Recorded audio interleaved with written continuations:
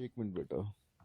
हाँ, बात कर रहे थे कि अभी जैसा बात की कंपार्टमेंटलाइजेशन ना, प्राइवेट और पब्लिक लॉ की। ऑब्वियसली जब बात अब वो शुरू से देखते हैं कि पब्लिक लॉ के तो 12 टेबल्स भी थे, और वक्तन फक्तन जो भी फर्मा हुआ, ये जिस तरह की गवर्नमेंट होती थी, उधर जो भी मोनार्की या जिनके पास पावर थी, पब्लिक लॉ की डोमेन में आ रहे थे। लेकिन जो प्राइवेट लॉ या ऑन द इंडिविजुअल्स, जिसे हम यहाँ पे सिविल लॉ भी कहते हैं कॉमन लॉ कंट्रीज में, तो उसमें फिर ये जूरिस्ट और प्रेटर और एडिक्ट्स, इनके रोल से फिर मामला चले। उन्होंने कह दिया ठीक है, हम आपको एक जज या दो जज दे देते हैं, ठीक है, अपने मामला आप इधर इनसे फैसला करा ले, लेकिन कानून नहीं हमने देना। या उधर हिस्टोरिकली नहीं था, जो भी आप समझ लें बात को, तो वो फिर उधर जूरिस्ट ने फिर वो डेवलप करना शुरू करती हैं मामलात को। तो कह रहे हैं राइटर के हिस्टोरिकली बेसिस ही हैं, जो जिसी की बुनियाद के ऊपर आगे उनकी ट्रीटाइजेस बनी, कोड्स बने एंड सो ऑन, और वो इसी बुनियाद के ऊपर आगे मामलात चल रहे हैं। जी बेटा, प्राइवेट लॉ का बता। डाइकोटमी से मुराद होता है दो तरफा या दो मुआ या डिवीजन। ठीक है, दो चीजों के दरमियान में जब डिवीजन हो तो उसको डाइकोटमी कहते हैं। जी बेटा। सर उसके बाद फिर जब वो 17th और 18th सेंचुरी के जो सिविल कोड्स थे, वहां पे लॉ को इस तरह से डिफाइन किया गया कि दैट एरिया ऑफ लॉ, यानी जहाँ पे सिर्फ गवर्नमेंट का यही काम है कि उन्होंने प्राइवेट राइट्स को रिकॉग्नाइज करना है और उन्हें इन्फोर्स कैसे करवाना है। लेकिन अगर हम अब का प्राइवेट लॉ देखें तो उसके अंदर सिविल और कमर्शियल कोड्स भी शामिल हैं, लेकिन अच्छा अभी भी बेटा, प्राइवेट अच्छा और बेटा, अच्छा बेटा, ये बात है कि क्योंकि हेडिंग ऊपर प्राइवेट लॉ है ना, तो प्राइवेट लॉ की डेफिनेशन है। ठीक है, तो राइटर के बकौल 17 और 18 सेंचुरी में सिविल कोड से उसमें प्राइवेट लॉ को इस तरह से एक्सप्लेन किया गया। मकसद ये था कि जो प्राइवेट लॉ है वो इंडिविजुअल्स के दरमियान में, इंशाल्लाह आप जब इंग्लिश जूरिस्प्रूडेंस या introduction to philosophy of law पढ़ेंगे, उसमें आपको अंदाजा होगा राइट्स की काइंड है, right in rem, right in personam. Personam क्या है? ये फरवा का मेरे अगेंस्ट राइट में ही मिसालें आ जाती हैं, एक पेन या 10 बॉल पॉइंट के जो खरीदो फरोख्त है हमारे दरमियान में, ठीक है, तो वो हमारा आपस का मामला था, बाकी दुनिया को उससे कोई फर्क नहीं पड़ा कि वो मैं उसे पैसे दूं या ना दूं, या वो मुझे बॉल पॉइंट्स उसके जवाब में दे या ना दे। ठीक है, हमारे दोनों आपस के मामला थे, प्राइवेट इंडिविजुअल्स के आपस के मामला। तो इस सिलसिले में स्टेट या जो गवर्नमेंट है वो क्या कर सकती, उसका एक ही मकसद है, ठीक है, कि वो मानते हैं जनाब लोगों के आपस में प्राइवेट राइट्स एंड लायबिलिटीज होती हैं, कानून उसको रिकॉग्नाइज करता है। और अगर हम दोनों में से जो एक दूसरे की जो ड्यूटी है उसको फुलफिल नहीं करता, तो उसके लिए वो एक फोरम है जुडिशरी, या तब उन्होंने प्रेटर मुकर्रर कर दिए थे और जुडेक्स मुकर्रर कर दिए थे, इनके दरमियान आप में जो भी होगा, तनाज़ा हुआ है तो इसका मतलब है ना हम एग्री नहीं कर रहे एक पॉइंट के ऊपर, तो वो जिसके हक में फैसला वो वहां से करा लें। प्राइवेट लॉ 17वीं 18वीं सदी में यही समझा जाता था, लॉ का ऐसा हिस्सा जिसमें गवर्नमेंट का फंक्शन सिर्फ ये है कि वो उसको रिकॉग्नाइज करती है और उनको इन्फोर्स कराती है। सिविल कमर्शियल कोड है। जी नेक्स्ट बेटा। सर उसके बाद अब जैसे उन्होंने बताया कि अब तो प्राइवेट लॉ में सिविल और कमर्शियल कोड्स भी शामिल हैं, लेकिन अभी भी कुछ ऐसे लॉज के एरियाज हैं जिनकी ऐसे प्रॉपर क्लासिफिकेशन नहीं हुई कि मतलब उन्हें प्राइवेट लॉ में रखा जाए या पब्लिक लॉ में। अब उन्होंने यहाँ पे सिविल प्रोसीजर की एग्जांपल दी हुई है कि वो कुछ कंट्रीज में पब्लिक लॉ के तौर पर है और कुछ कंट्रीज में प्राइवेट लॉ के तौर पर है।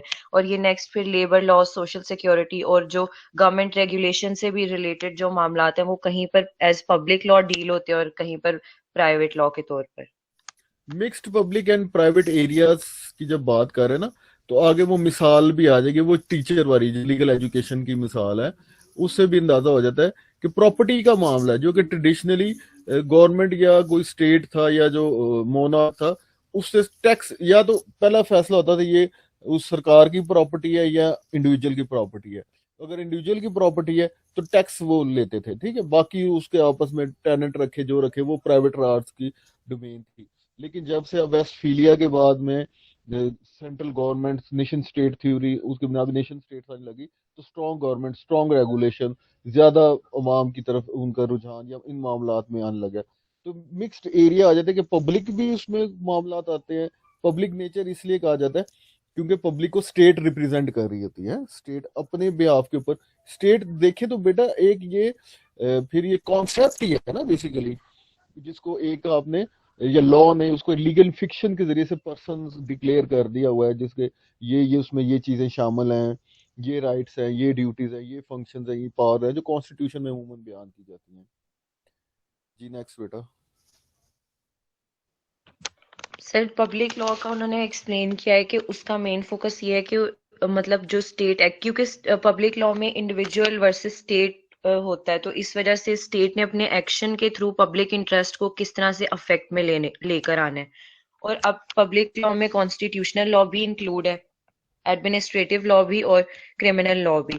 और क्योंकि रोमन जो सारा सिविल लॉ सिस्टम था, वहां पे सिर्फ ज्यादातर प्राइवेट लॉ के अंदर ही डेवलपमेंट्स होती थी, पब्लिक लॉ में इतनी कोई डेवलपमेंट नहीं होती थी। तो फिर मॉडर्न टाइम्स तक पब्लिक लॉ क्योंकि बहुत ज्यादा वो उससे पहले अनडेवलप ही था। और उसके बाद फिर जब वो सेंट्रलाइज्ड स्टेट्स का कॉन्सेप्ट आया था ट्रीटी ऑफ वेस्टफेलिया के बाद, कि सब लोग की अपनी अपनी गवर्नमेंट होगी, तो फिर उसके बाद जो ये एडमिनिस्ट्रेटिव और जो अपरेटस था और ये सेंट्रलाइज्ड स्टेट वाला जो कॉन्सेप्ट था, ये यूरोपियन कॉन्टिनेंट के ऊपर फ्लरिश होना शुरू हो गया।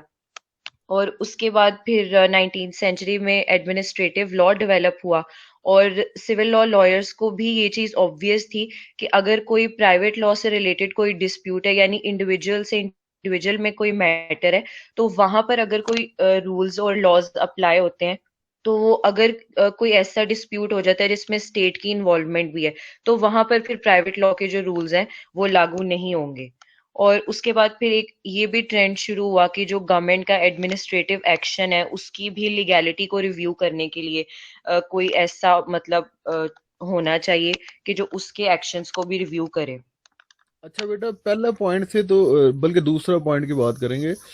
कि जो रेलेवेंट यहाँ पे बात है कि ऑब्वियसली इंडिविजुअल तो इंडिविजुअल सेम कैटेगरी के हैं, सेम सेम फुटिंग है उनकी।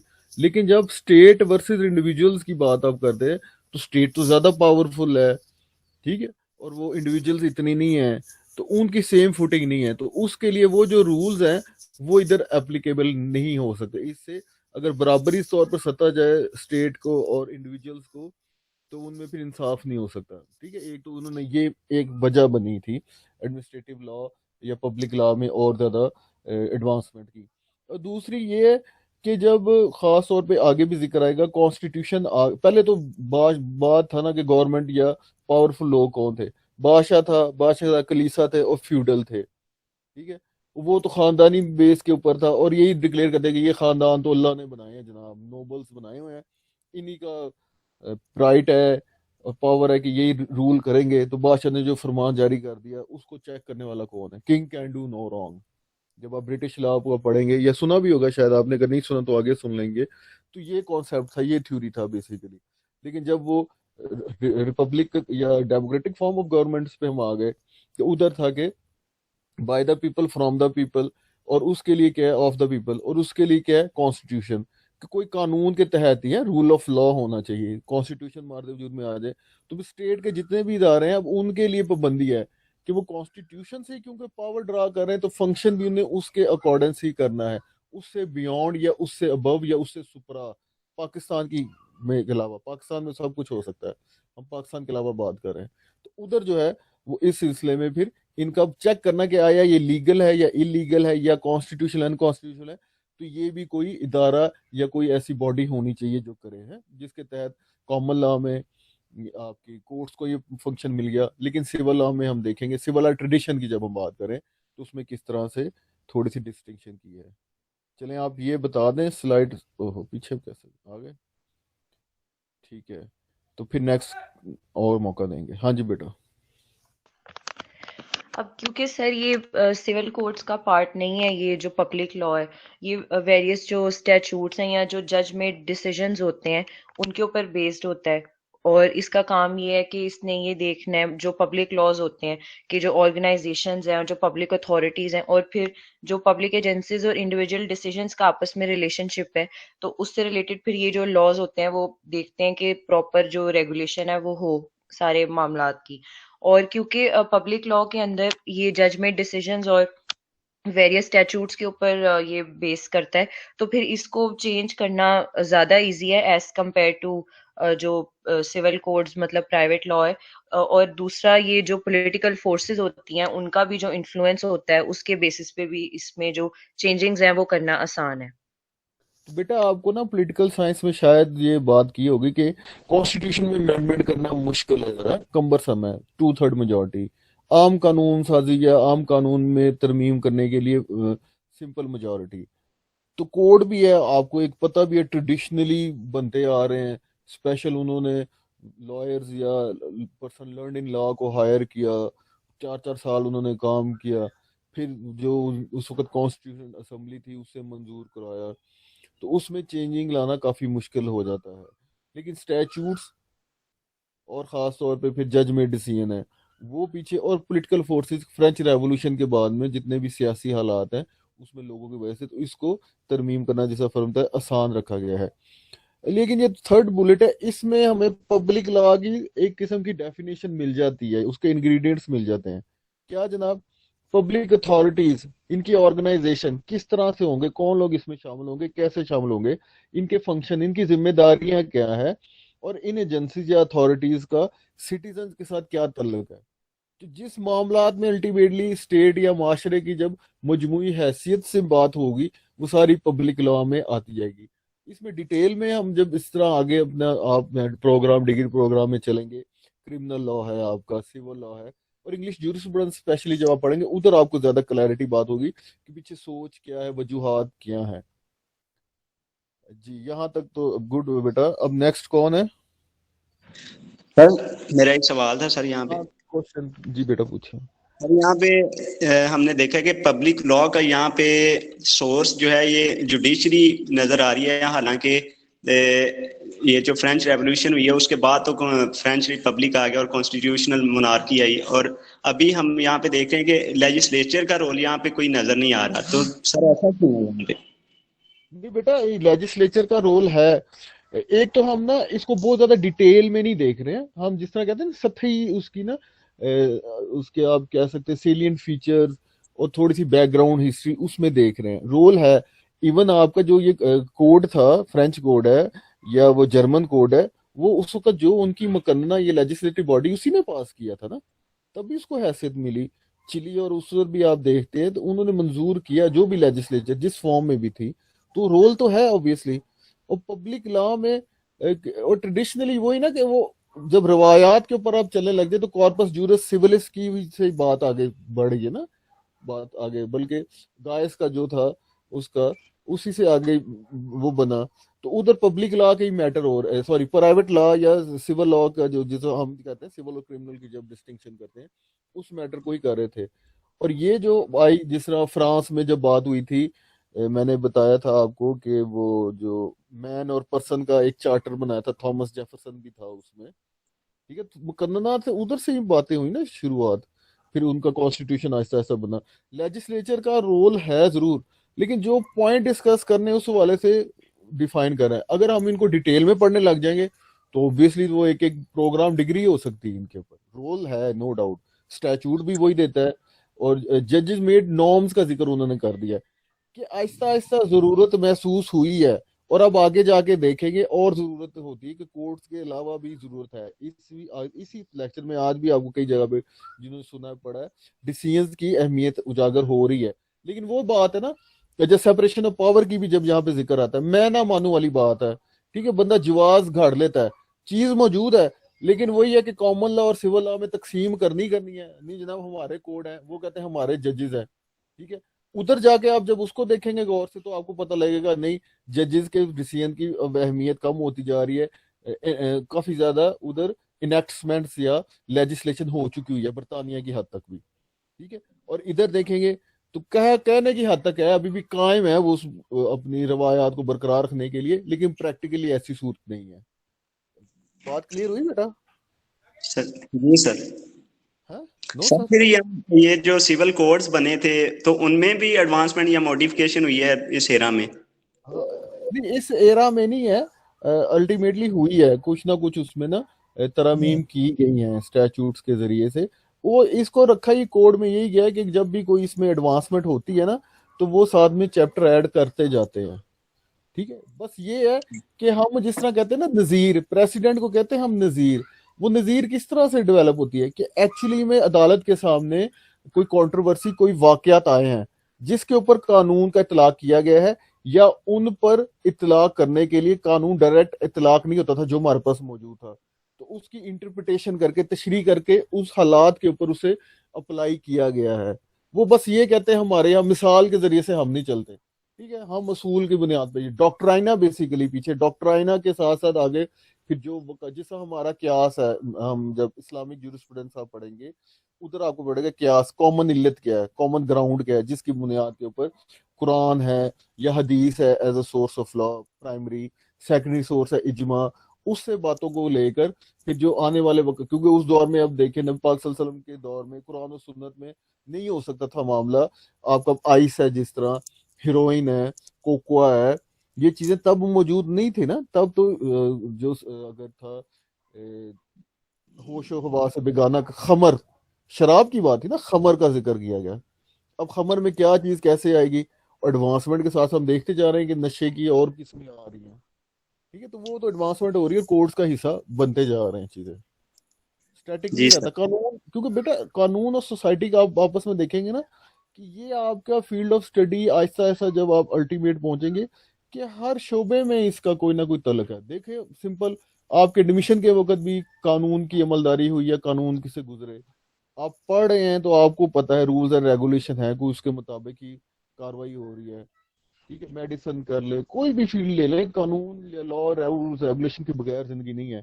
तो जिस तरह से अभी हम थोड़ा सा बिल्कुल हम प्राइमा फेसाई देख रहे हैं सिविल लॉ ट्रेडिशन की हिस्ट्री को, तो आप देखें ह्यूमन सोसाइटी जिस तरह से डेवलप हो रही है या इवॉल्व हो रही है, तो उसी तरह से फिर आप कानून को भी देख रहे हैं कि जरूरत आती है, उसके साथ चेंजिंग आती जाती है, स्टैटिक नहीं रह सकती, ना सोसाइटी ने स्टैटिक रहना है ना कानून ने स्टैटिक रहना है।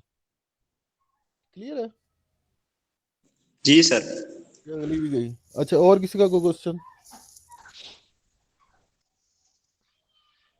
अच्छा जी, कोई नहीं क्वेश्चन? हाँ जी, कौन बयान कर रहा था और क्या बयान कर रहा था? सर मैंने अभी अभी वो लास्ट स्लाइड तक एक्सप्लेन किया है। फरवा आपके बाद कौन था ना, आपने उसको बच्चे को या सर अभी बच्ची तक को? तो नहीं, सर अभी तक नहीं किसी का हाथ मुझे दिख रहा, किसी ने भी नहीं हैंड रेस किया। क्यों, क्या हुआ? छुट्टियां नहीं खत्म हुई आप लोगों की? भाई, इसको तो मैंने एक्सप्लेन भी किया था। सर फरहान ने कर दिया हैंड रेस। हाँ बोलो फरहान बेटा।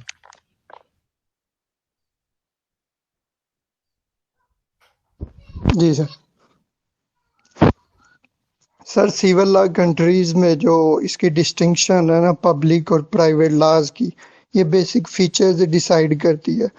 मीन जो उसकी जुरिस्डिक्शन है, उसकी जो पावर्स वगैरह अथॉरिटीज है और उसका स्ट्रक्चर है, ये डिवाइड है सिविल लॉ सिस्टम में। पब्लिक के लिए अलग है, प्राइवेट के लिए अलग है। प्राइवेट लॉ के लिए ऑर्डिनरी कोर्ट्स हैं, मीन सिविल या डिस्ट्रिक्ट कोर्ट या अपीलेट कोर्ट, और एक सुपीरियर कोर्ट्स हैं एडमिनिस्ट्रेटिव कोर्ट, वो डील करती हैं पब्लिक लॉ को। और उसमें आ जाता है कॉन्स्टिट्यूशन, जज लॉ, वो प्रेसिडेंट्स आ जाती हैं।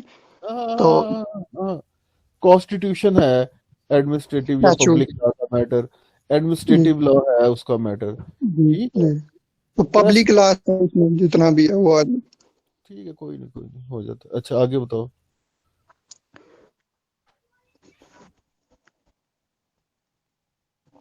अब वो पहली बात कर दी फरहान के लीगल प्रोसेस पे, यानी कि अदालतों की जुरिस्डिक्शन पे उसका असर है, जिसका इतना वो उसमें इनग्राइंड है, तो इसी तरह से लीगल एजुकेशन और लॉ की प्रैक्टिस पे भी इसका असर होगा, ठीक है। डिवाइडेड हो गई है, हाँ, स्पेशलाइज। उसकी मिसाल बताओ जी, क्या किस तरह से है? वो कह रहा है कि जो लीगल एजुकेशन है और लॉ प्रैक्टिस है, ये भी डिवाइड है, स्पेशलाइजेशन फील्ड्स हो गई हैं हर बंदे ने। मीन ऑर्डिनरी कोर्ट्स के लिए जो वकील या जजेस होंगे वो अलहदा होंगे, वो तालीम जो या जो भी उनकी स्टडी होगी वो भी अलहदा होगी, वो एक चीज़ पे फोकस करेंगे। मीन जिसने क्रिमिनल लॉ यानी प्राइवेट लॉ को डील करना है, वो प्राइवेट लॉ पे फोकस करेगा और वो उन्हीं कोर्ट में यानी ऑर्डिनरी कोर्ट में उनको डिस्कस करेगा। मिसाल उन्होंने दी एक प्रॉपर्टी की है, प्रॉपर्टी लॉ। जी अब लॉ जी ऑफ प्रॉपर्टी में भी कहते हैं कि इतनी डिवीजन, इतनी स्पेशलाइजेशन हो चुकी है पब्लिक और प्राइवेट लॉ में, कि एक टीचर है जो प्राइवेट लॉ ऑफ प्रॉपर्टी पढ़ाता है, किस तरह से इसको जी गिफ्ट करना है, किस तरह से इसका सेल होगी, मॉर्गेज एंड सो ऑन। उसके साथ साथ लेकिन अगर उससे ये सवाल पूछ लिया जाए, जो प्राइवेट मैटर्स है, सॉरी पब्लिक मैटर्स है, प्रॉपर्टी से मुतालिक, टैक्सेशन तो आपको पता है शुरू से जो भी बादशाह रहा है वो लगान या लोगों से ये लेता रहा है, हिस्सा खराज ये इसमें, या हमारे अब बात करें मुसलमानों में ज़कात और जजिया की बात जब हम करते हैं, तो टैक्स तो शुरू से ही रहता रहा है, ठीक है। लेकिन अब साथ साथ जमीन का इस्तेमाल किन कवानीन के तहत करना है वो, फिर आपको पता है कि फंडामेंटल राइट्स हैं जो कि आर्टिकल 8 से लेकर 28 ऑफ द कॉन्स्टिट्यूशन 93 में आपके बयान किए गए हैं। उसमें राइट टू होल्ड प्रॉपर्टी भी है कि आपकी प्रॉपर्टी से आपसे कोई बेदखल नहीं कर सकता, लेकिन सब्जेक्ट टू लॉ, कि बस सिंपल स्टेट को एक दे दी गई है पावर कि वो अगर उसके पब्लिक इंटरेस्ट में उस प्रॉपर्टी की उसे जरूरत है तो वो उसे हासिल कर लेगा। अब वो आपसे ऑफर एक्सेप्टेंस के जरिए से वो प्रॉपर्टी हासिल नहीं करें कि आप उसके साथ सौदा करें, वो प्रॉपर्टी से ले लेनी है। अब उसके ऊपर उसने जितना लैंड एक्विजिशन एक्ट बेसिकली इसको डील करता है, उसने उसकी कीमत जो आपको अदा करनी है वो प्रेवलेंट मार्केट प्राइस के हिसाब से वो आपको अदा कर देगा। उसमें ये आप नहीं कह सकते, इनकार नहीं कर सकते हैं, लेकिन उसके भी कुछ ना कुछ उसकी करेक्टरिस्टिक्स या जरूरियत होंगी तभी वो ऐसा अमल हो सकता है। लेकिन मकसद वो यही बयान करना है, दोबारा से बयान कर दूं, कि ये प्राइवेट लॉ के मैटर हैं जो टीचर पढ़ाता है, वो पब्लिक लॉ के मैटर के बाद से प्रॉपर्टी के भी पूछ लिए जाए तो वो उससे नाबलद होगा, वो कहेगा नहीं मैं नहीं पढ़ाता, आप किसी उस बंदे से पूछे जो इसमें उसकी स्पेशलाइजेशन है। जी बेटा। सर उसे एग्जाम्पल को एक्सप्लेन ना करूं, वो जो आपने बताया, केडी वो गल लैंड यू वो लैंड का था और आपने प्रॉपर्टी का। करनी थी, मैं आपने जी की नहीं, करनी थी। मैंने इतनी मैं लंबी तो तकरीर ऊपर वाली सर ऊपर वाली लाइन एक्सप्लेन कर रहा था, अभी तो नीचे आने वाला। चले अगले फैक्टर बयान कर दे, ये फैक्टर क्या कह रहे हैं। मुझे यही लगा कि आप नहीं बयान कर पाए। नहीं सर कर रहा था, लेकिन एक मिनट।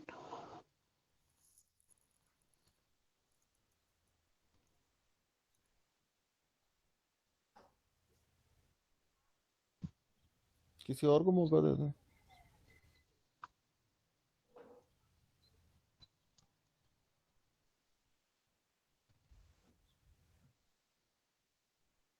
सर इसमें मिक्स हो गया, मुझे कॉन्सेप्ट नहीं आ रहा कि, यानी वो वर्डिंग उसका तो कॉन्सेप्ट समझ आ रहा है, लेकिन ऊपर वो जो हेडिंग है उसकी, उसमें किसको वो री कॉमन लॉ थिंकिंग, को उसके साथ रिलेट नहीं कर रहा है, नहीं नहीं नहीं नहीं, सिविल लॉ हाँ के साथ।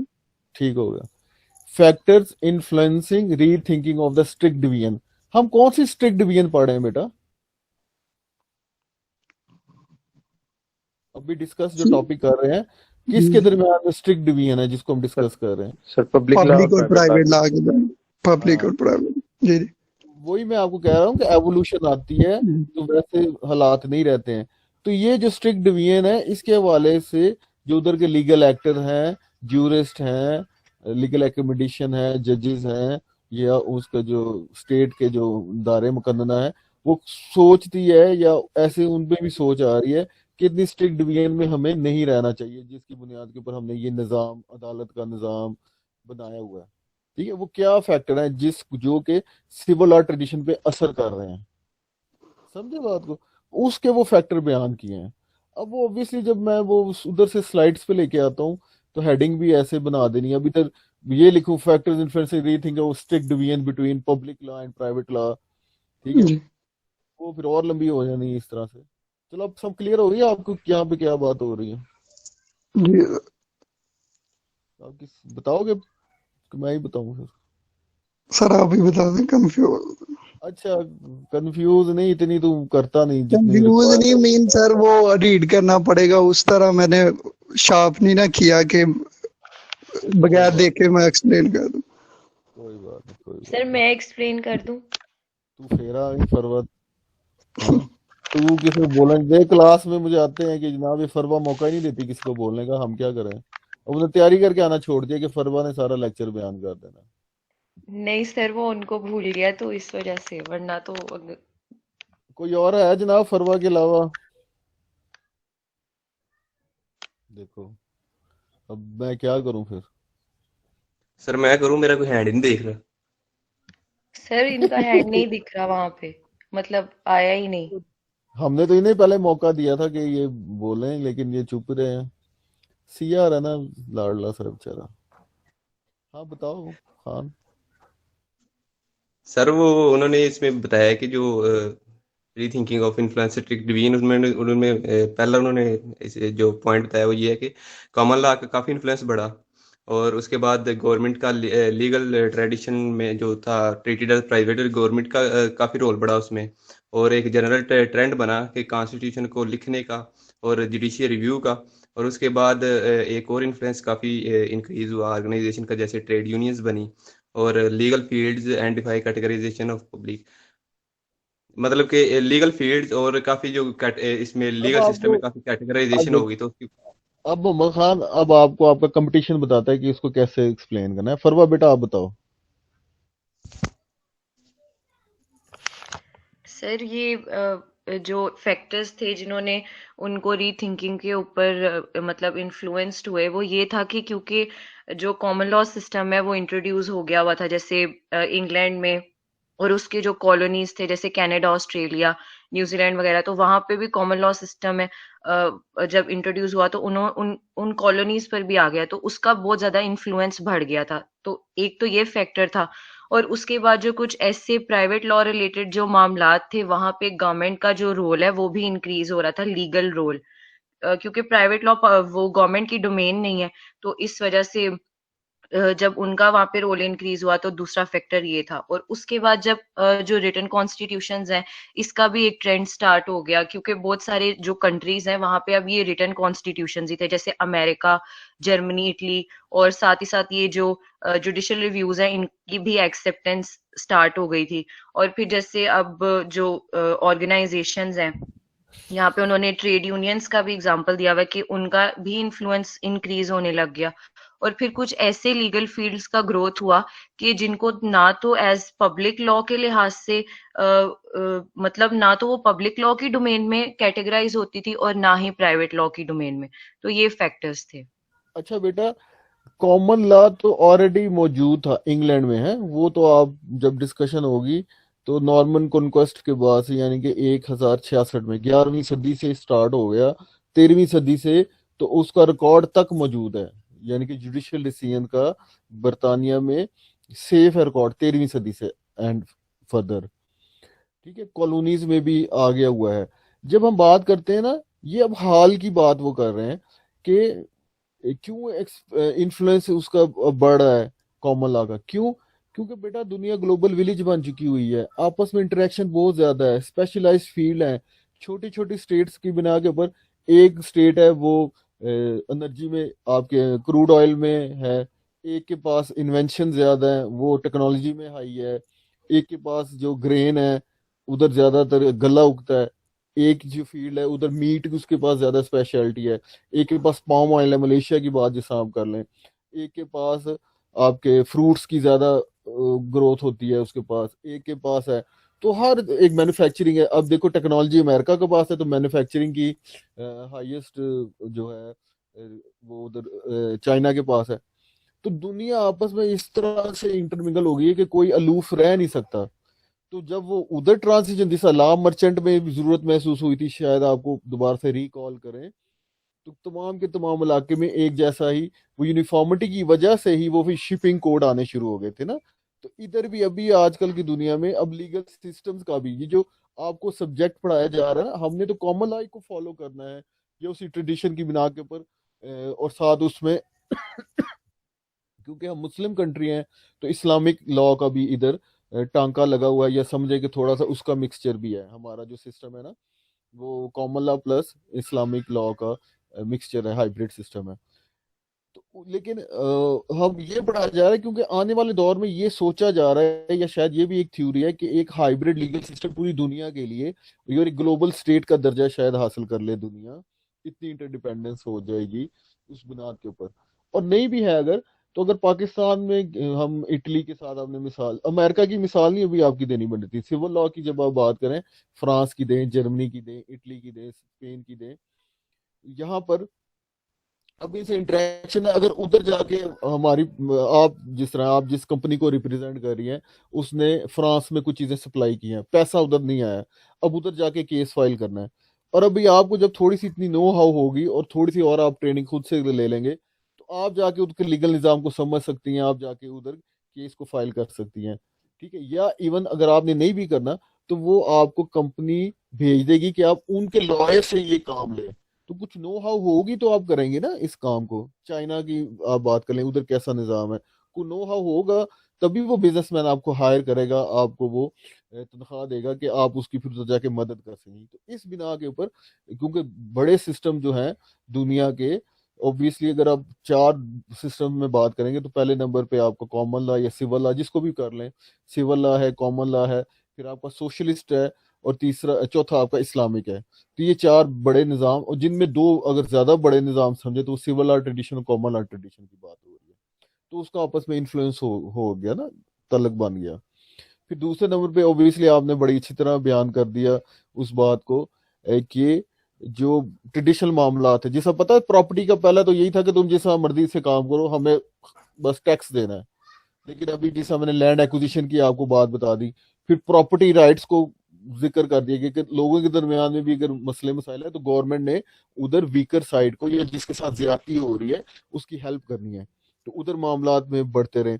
फिर जब जुडिश रिटर्न कॉन्स्टिट्यूशन है, अमेरिका में भी आ गया, फ्रांस में आया आपका, सेकेंड वर्ल्ड वॉर के बाद जर्मनी में आ गया, बाकी इलाकों में आ गया। तो जब एक कॉन्स्टिट्यूशन के तहत निज़ाम है, अब वो king can do no wrong वाली बात नहीं रही है।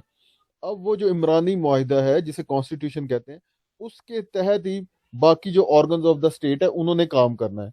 तो इसीलिए फिर उन आया उनका जो एक्शन है, बेशक वो लेजिस्लेटिव एक्शन है, एग्जेक्टिव एक्शन है, या जुडिशियल एक्शन है, पैमाना उसके लिए क्या है, कॉन्स्टिट्यूशन है, या उसके प्रोविजंस है, उसके असूल हैं। जिम्मेदारी किसको दे दी, जजेस को दे दी गई। ठीक है, मार्बरी वर्सेस मेडिसन का जब आप केस पढ़ेंगे यूएस कॉन्स्टिट्यूशन में, तो उधर आपको अंदाजा होगा, या आप वैसे ही सर्च कर लें जुडिशियल रिव्यू का आगाज कैसे हुआ, तो मार्बरी वर्सेस मेडिसन में आप पढ़ेंगे, तो उधर से बात आगे निकलती है। फिर ऑर्गेनाइजेशन के बढ़ने के लिहाज से उधर इन्फ्लुएंस हुआ, वो तो हम हिस्टोरिकली देखते आ रहे हैं, ट्रेड यूनियंस की जिस तरह से हम बात वो कर रहे हैं। और न्यू फील्ड, अब जिस तरह अभी हम देख लें कि स्पेशलाइज्ड फील्ड अब वक्त के साथ साथ ये इंटरनेट की वजह से डिफेमेशन की है। अब जिस तरह ये जो फेसबुक है या व्हाट्सएप है, ये बेसिकली तो बनाई गई थी ना पीपल के दरमियान में इंटरेक्शन के लिए। लेकिन हमें पता है कि स्टेट को भी मॉनिटर करना पड़ता है, ब्लास्फेमी के कवानीन को फोर्स करने के लिए, या लोगों में डिफेमेशन का ना हो। जैसा ये मीशा शफी और अली जफर का केस है, शायद आप लोगों ने सुना हो, जिसमें मेरा ख्याल है मीशा शमी के सफ़ी के खिलाफ उसने किया है कि उसने एक बाकायदा कैंपेन लॉन्च की थी सोशल मीडिया के ऊपर अगेंस्ट अली जफर। पीछे बंदे हायर किए गए थे, या जो इंटरनेट के जोकीज होते हैं जो इस वाले से। ठीक है, तो ये ट्रेडिशनली ऐसी हो रही हैं। आउटर स्पेस की कई फील्ड्स आपकी डेवलप हो रही हैं, जिनमें ट्रेडिशनली अब साइबर इधर क्या। क्राइम जी बेटा। साइबर क्राइम भी है। हाँ, वही साइबर क्राइम ही आ जाते हैं ना वो सारे। तो उसमें अब ये बयान करना है कि पब्लिक और प्राइवेट में क्या फर्क है, या ये किस कंपार्टमेंट में जा सकती है, जो बड़ा मुश्किल हो जाता है उधर डिफाइन करना। ठीक है, तो ये थोड़ा सा फर्स्ट इसका आ गया पब्लिक प्राइवेट लॉ डाइकोटमी, जो उसका आंसर समझा जाता है।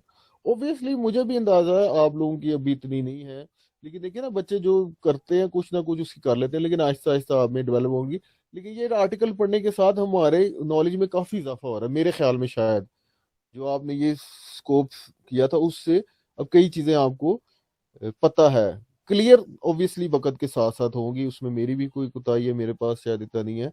अच्छा, नेक्स्ट अब ये आसान टॉपिक है, इस पे तो काफी ज्यादा लोग पार्टिसिपेट करेंगे, मरियम मंसूर और मरियम अजीज भी करेंगे शायद। कोर्ट स्ट्रक्चर, हाँ जी, ये कौन बताएगा जी हमें। सर अलीहा। हाँ बोलो लिया बेटा। सर सिविल लॉ में कोर्ट स्ट्रक्चर को उन्होंने ऐसे एक्सप्लेन किया हुआ है कि कॉमन लॉ का जो कोर्ट सिस्टम है ना, वो एक पिरामिड की शेप में है, जिसमें सारे कोर्ट्स जो है ना वो इंटरलिंक करते हैं एक दूसरे के साथ, और इसमें जो हाईएस्ट कोर्ट है ना या एपेक्स बॉडी जो है वो एक ही है। और इसके पैरेलल में अगर देखा जाए सिविल कोर्ट सिस्टम को, तो उसके जो होते हैं जो केसेस हैं उनको कोर्ट के सिस्टम के अकॉर्डिंग वो बिल्कुल एक डिफरेंटली परफॉर्म करते हैं, सब सेपरेटली अपना इंडिविजुअल होता है उनका। तो इसमें अगर फॉर एग्जांपल एडमिनिस्ट्रेटिव डोमेन को देखें, पब्लिक, प्राइवेट या कॉन्स्टिट्यूशनल जो सब हैं वो अपने अपने फंक्शंस को डिफरेंटली परफॉर्म करते हैं। और फॉर एग्जांपल अगर एडमिनिस्ट्रेटिव जुरिस्डिक्शन कोर्ट में अगर कोई केस आता है तो हम उसको सिविल कोर्ट में नहीं हायर कर सकते, वो एडमिनिस्ट्रेटिव में ही उसको परफॉर्म किया जाएगा।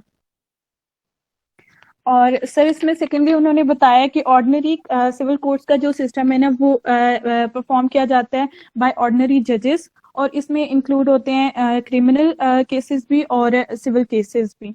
और सेकेंडली इसमें बताया गया है कि जैस कम्यून, जैसे हमने रोमन सिविल लॉ से उसमें पढ़ा है कि ये एक common law of whole Europe में है, और इसकी बेस जो है वो corpus juris civilis, canon law, law merchant and customary law, इन सब से इन्फ्लुएंस्ड होता है। और फिर है इसमें ecclesiastical tribunals and commercial disputes भी ऑर्डिनरी सिविल कोर्ट्स की जुरिस्डिक्शन में ही फॉलो की जाती हैं। और फर्दर इसमें अगर कोई लॉ अप्लाई होता है तो उसमें civil, commercial and penal courts जो होती हैं उसके जो भी चेंजेस करनी होती हैं या उसमें जो भी लेजिस्लेशन आती है वो सब अपना इंडिविजुअल ही परफॉर्म करते हैं। Apply the law. अब एक देखो ना, वो बेसिकली जुमलों को ही तोड़ के ना कि वो पॉइंट का जिक्र हो जाए, ये अदालतें ऑर्डिनरी सिविल कोर्ट कौन सा कानून अप्लाई करती हैं? जो सिविल लॉ है, कमर्शियल लॉ है या पीनल कोड्स में जो है उनको करती है। और साथ साथ जो इन कोड्स को सप्लीमेंट या जमीमे के तौर पे या इनकी कमी को पूरे करने के लिए जो लेजिस्लेशन, ठीक है, स्टैट्यूट्स आए हैं, उसको ये कानून के तौर पर अप्लाई करती हैं।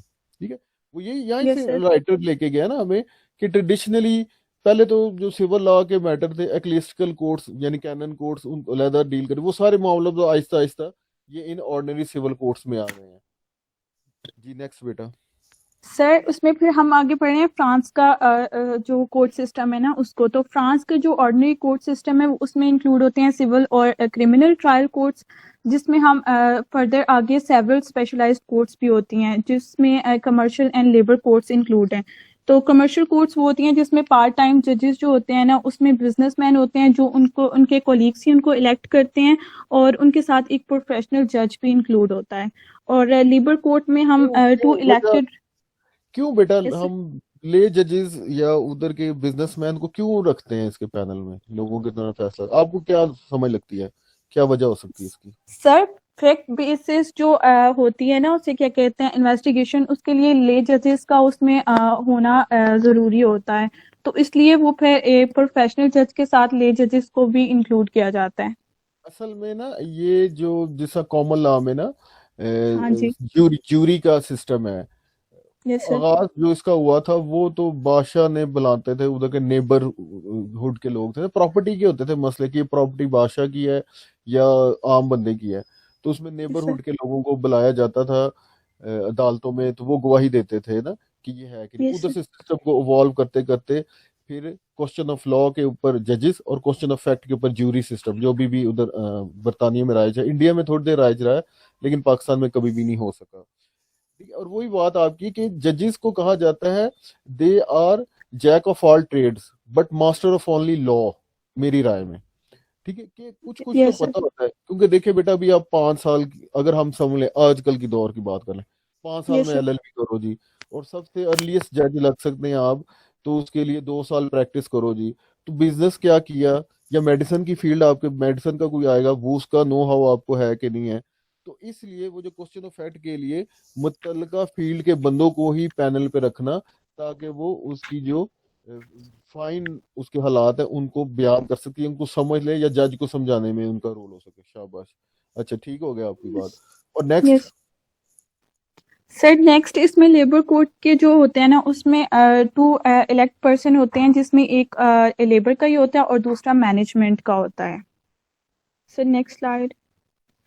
सर इसमें वो बता रहे हैं कि जो लेबर कोर्ट जो फर्स्टली अगर उसकी कंसलेशन होती है, ठीक है, केस की अगर उसको हैंडल करें, तो फिर अगर उससे काम नहीं चलता तो फिर नेक्स्ट जो प्रोसीजर है ना वो एडजुडिकेशन तक आ जाता है प्रोफेशनल जज के साथ साथ। फिर वो एक उसे क्या कहते हैं ले पैनल के साथ एक प्रोफेशनल जज को भी बिठाया जाता है ताकि वो उसकी केस की हियरिंग करें और उसका जो फर्दर प्रोसीजर है ना उसको टेरिटोरियल जुरिस्डिक्शन के अंडर उसको सॉल्व किया जाए।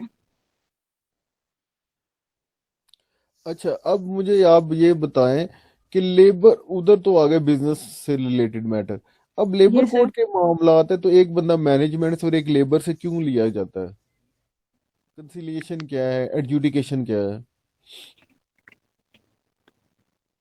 सर अगर उस केस की फर्दर हियरिंग की जरूरत हो तो फिर ये प्रोसीजर कंटिन्यू किया जाता है, अदरवाइज लेबर, तो वो वही। एक मिनट है, लेबर के जो मामला आता है ना लेबर लॉ में, यस सर। उसमें तो यस सर। पार्टीज ही दो समझी जाती है ना, वही जो यस सर। सोशलिज्म या कम्युनिज्म से मामला था, प्लोरितान का मामला जो शुरू हुआ था कि यस सर। मजदूर का हक दो, मजदूर को जनाब इसके राइट्स को, मेहनत वो कर रहा है, कमा ये सरमायादार रहे हैं, ठीक है, या यस इंडिविजुअल सर। क्लास है, उसी थ्योरी के ऊपर लेबर लॉज है।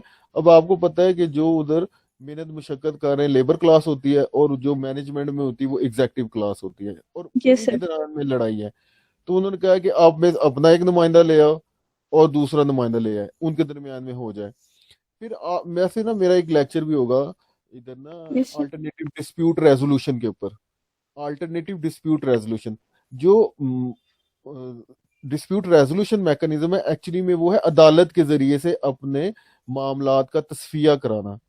अल्टरनेटिव क्या है, उसकी कई वजूहत है, उधर डिस्कस हुई है, इधर मैं आपको क्या बताऊं। लेकिन वो अब अल्टरनेटिव क्या है, आउट ऑफ कोर्ट। कोर्ट में किस तरह से, पहले नंबर पे आता है नेगोशिएशन, यानी कि मैंने और ये जैसा अभी मैंने मिसाल दी थी फरवा के साथ, वो बॉल पॉइंट्स का जो मेरा इसका कॉन्ट्रैक्ट था, तो हमारे दरमियान तय हुआ था कि इसने, मैंने इसे ट्यूसडे को रकम देनी है, तो एक हफ्ते तक मेरे पे रेंज नहीं हो सकती। तो कहती बस मैंने नहीं अब तो आपको देना, तो मैं ऐसे नहीं जनाब ये मेरी मजबूरी थी, तो आप काइंडली उस पे ना थोड़ा सा कर लें, या मैंने पैसे दे दिए हैं उसकी तरफ से डिलीवरी में तो कमी आ गई है, तो वो उस टाइम बारगेनिंग करना या कुछ चेंज कर लेना, ये मुझे जनाब पार करके मांगे थे वो तो नहीं मिले, आप ये दूसरे उसके ले लें, ठीक है। तो ये इस तरह के मामलात का हल सबसे बेहतर तरीका ये है कि दोनों पार्टीज आपस में बातचीत के जरिए से तय कर लें उसको, है लो दो की बुनियाद पे, इसे निगोसिएशन कहते हैं। लेकिन हम जब आपस यस में, सर। मैं और फरवा आपस में बैठ के उस मामले को हल ना कर सके, तो फिर थर्ड पार्टी की इंटरवेंशन आ जाती है, उसको मीडिएशन कहते हैं और कंसीलिएशन कहते हैं।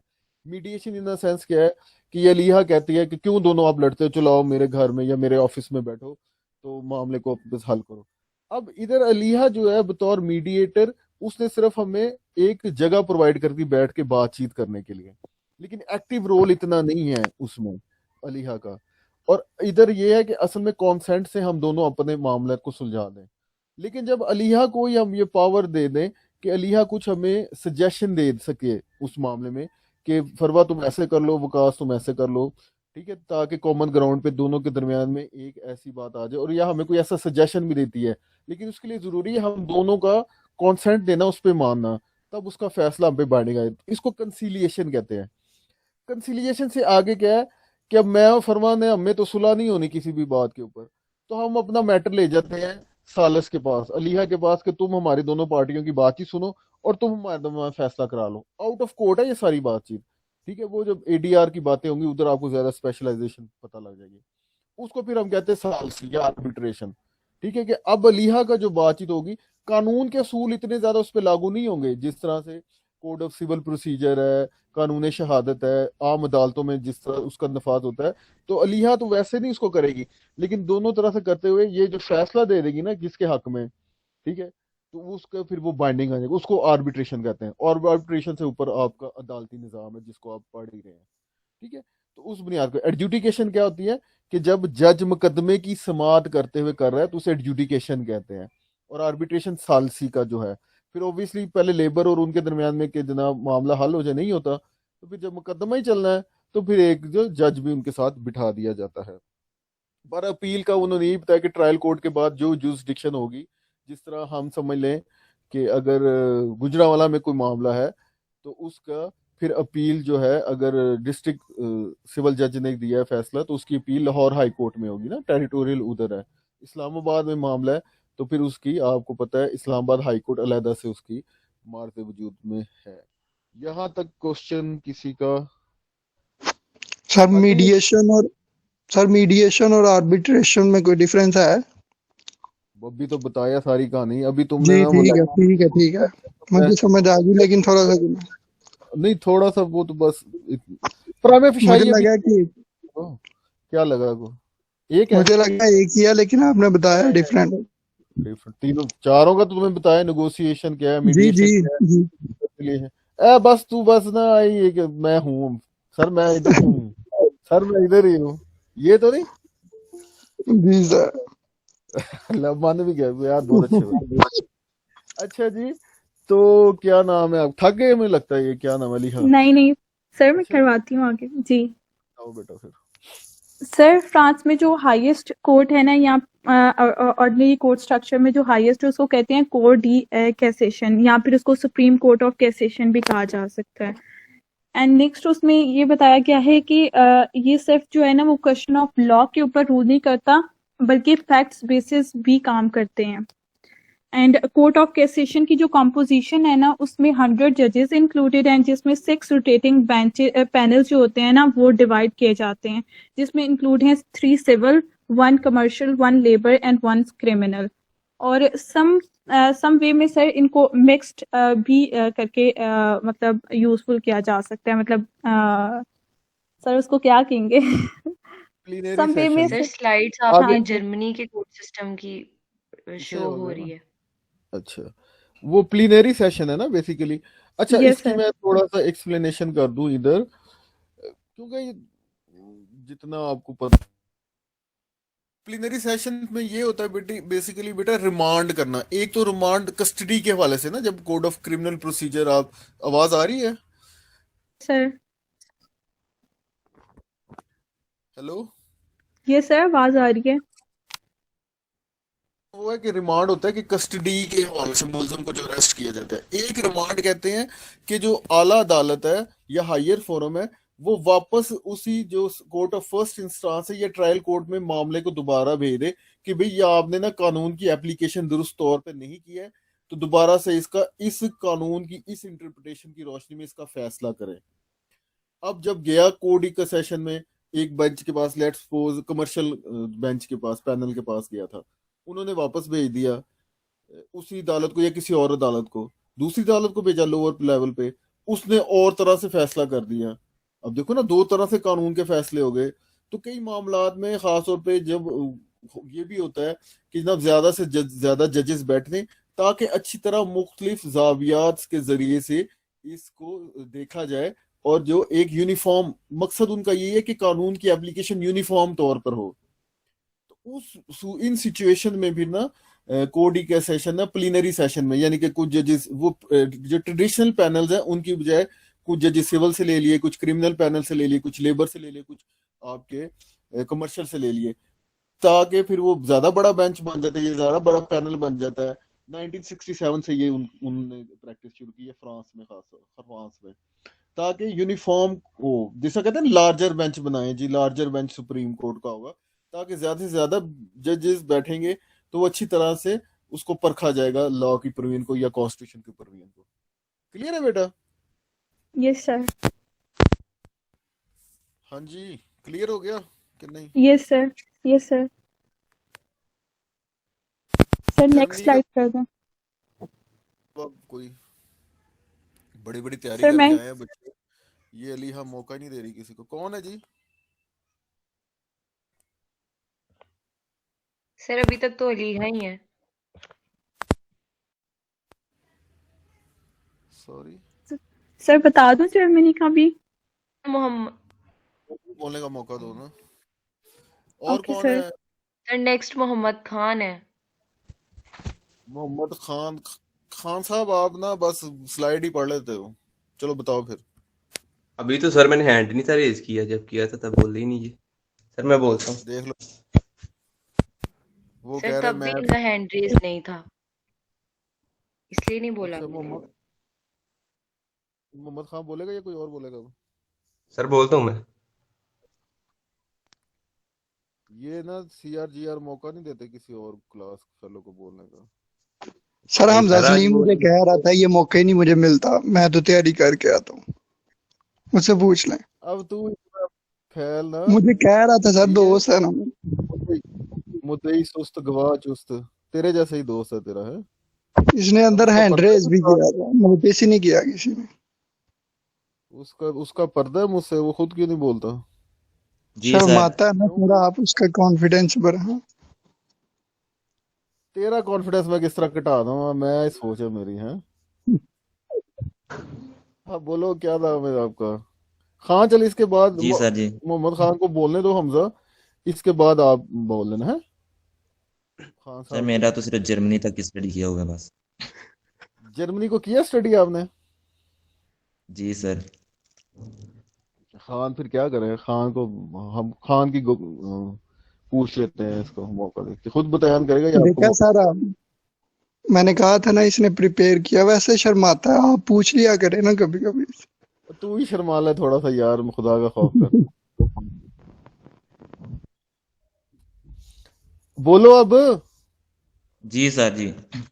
सर ये जर्मनी में फ्रांस की तरह के ये कोर्ट्स ये जो इनके कोर्ट हैं कोर्ट डी कैजन नहीं है इसमें, बल्कि इनका मुख्तलिफ अदालती निज़ाम है। इसमें हर अदालत का अपना ही एक अलहदा सुप्रीम कोर्ट होता है उनका अलहदा, जो कि इनकी जजमेंट करता है। और जो ऑर्डिनरी कोर्ट्स वहाँ पे मौजूद हैं, उनके साथ साथ ही इनके जो स्पेशलाइज्ड कोर्ट्स हैं उसमें इनके लेबर कोर्ट्स आते हैं, उनके टैक्स हैं, और उनके बाद सोशल सिक्योरिटी कोर्ट्स इसमें आते हैं।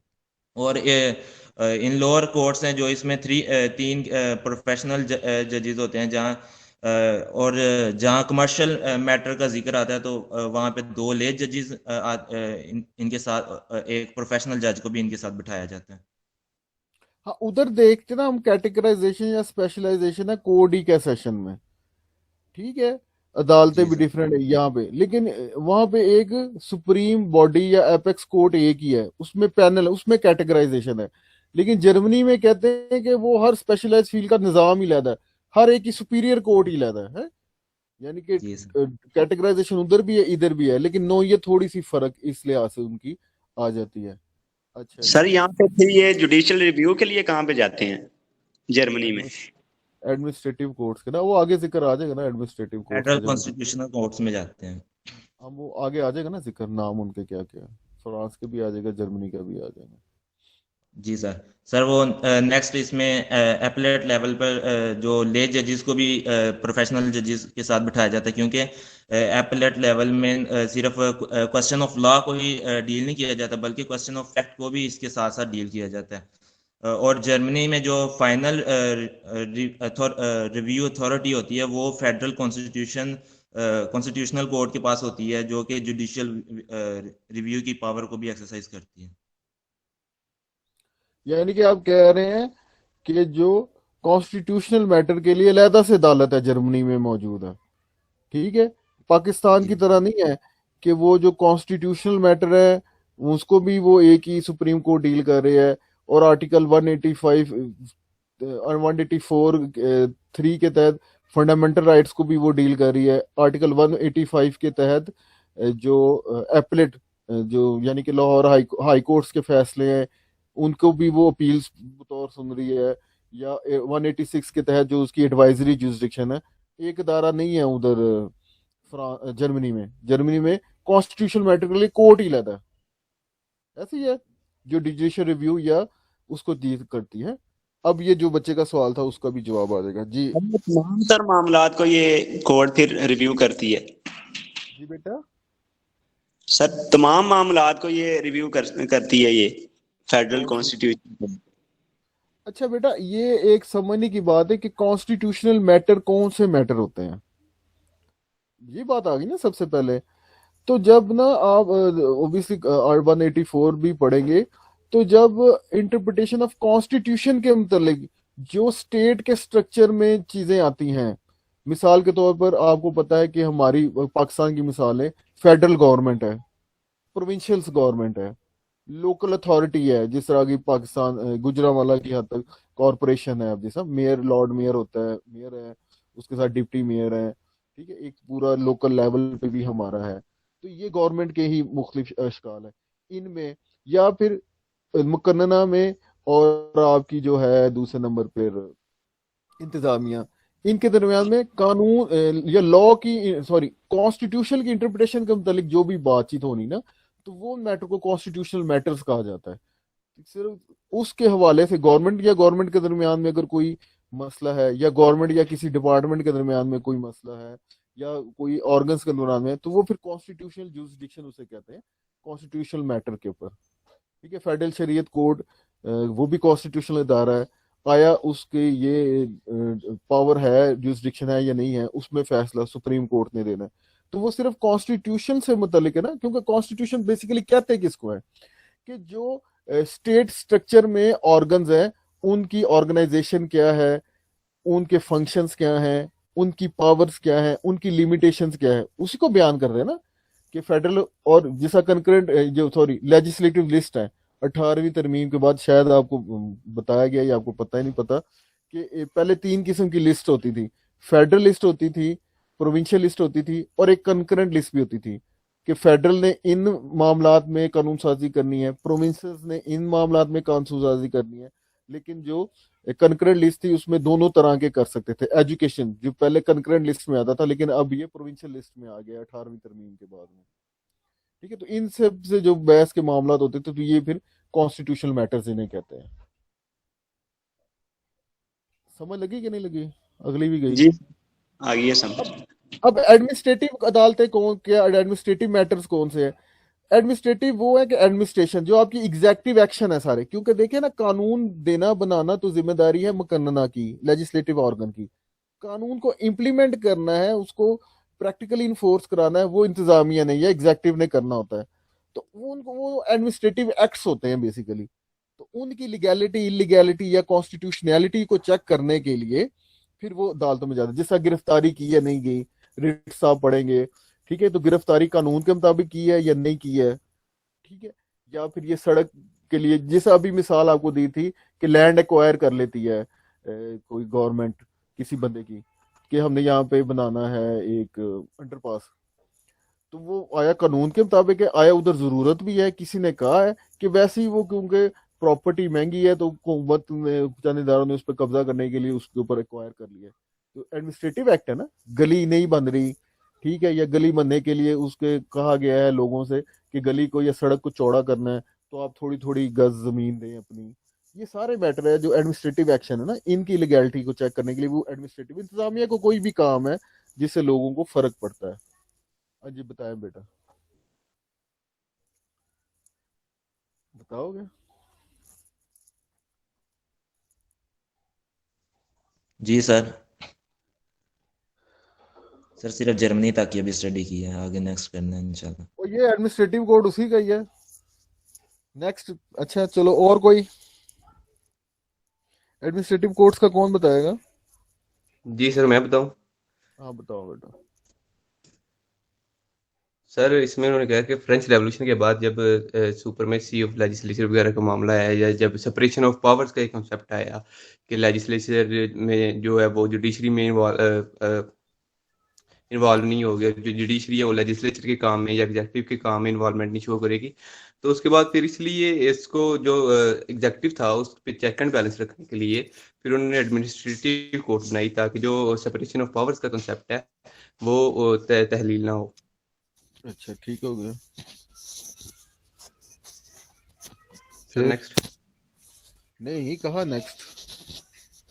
तो ये फिर जिस तरह वो कॉमन लॉ लास्ट। में या पाकिस्तान में जुडिशियल रिव्यू का कॉन्सेप्ट है, तो अदालतों को दे देते ये निजाम, अलहदा अदालती एडमिनिस्ट्रेटिव कोर्ट्स बनाने की जरूरत हुई?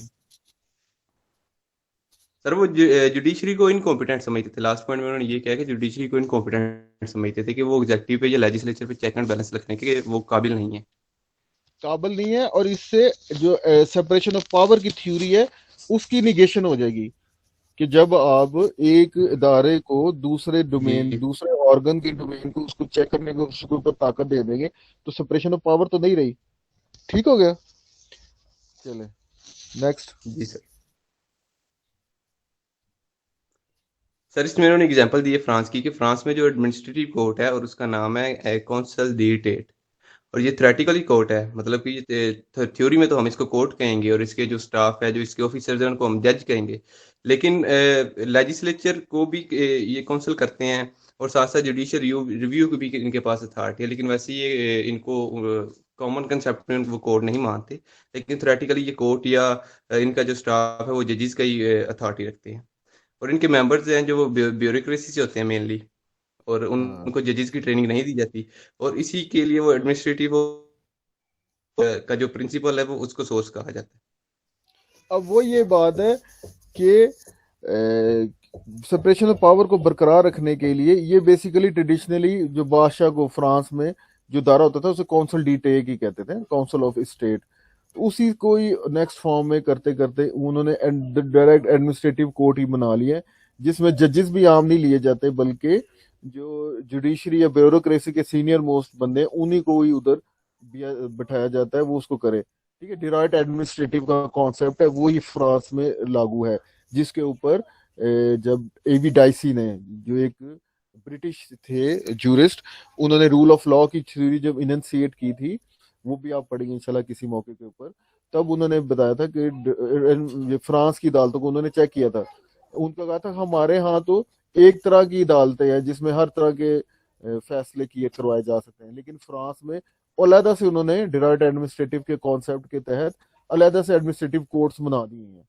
उसको मकसद था, जब उसने कहा रूल ऑफ लॉ के तहत उसने तनकीद की थी एवी डाइसी ने, तो वो शायद ये समझा था कि वहां पे जो कहते हैं कि फौकियत दी जाती है, या कहते हैं पार्शियलिटी होती है टुवर्ड्स द एडमिनिस्ट्रेशन या एग्जेक्टिव साइड पे, लेकिन वो ही पेक्यूलरिटी क्योंकि समझने के लिए और एक फुटिंग पे नहीं होते हैं, तो फ्रांस कहता था कि नहीं, हम तो बल्कि ज्यादा उस पर चेक रखते हैं एडमिनिस्ट्रेशन में, इंतजाम में, इन अदालतों के जरिए से। पर रूल ऑफ लॉ की जब आपके पास बात आएगी तो होगा। जी खान।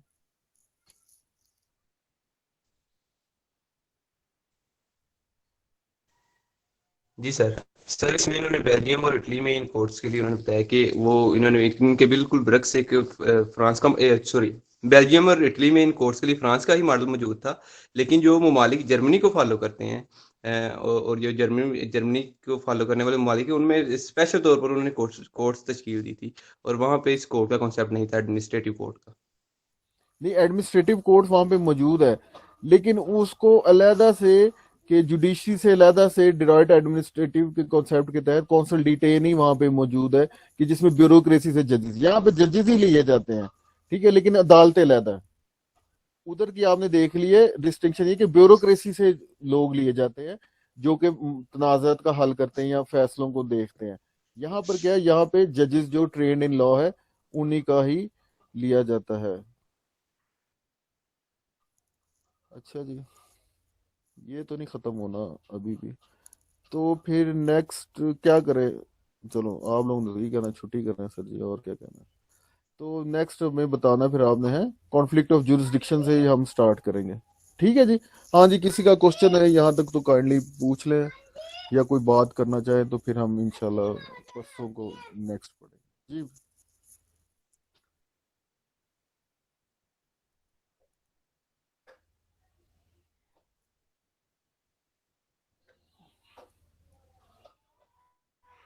कोई क्वेश्चन नहीं किसी का बेटा?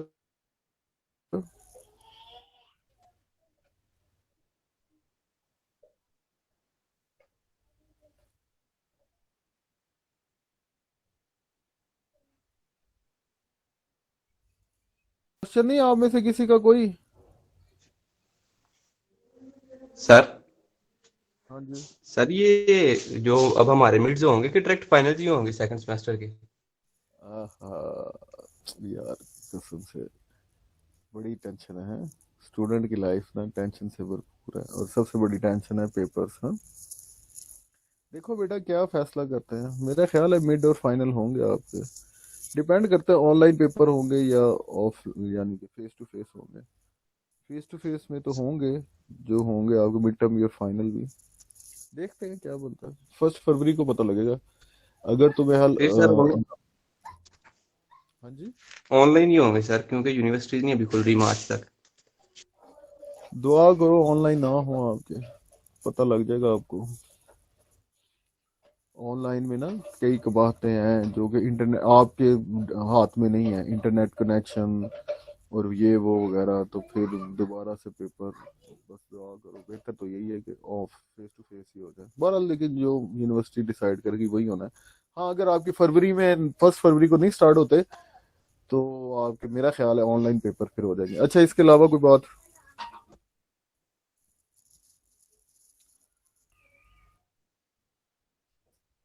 क्वेश्चन है। चलो बेटा, ओके, फिर अल्लाह हाफिज।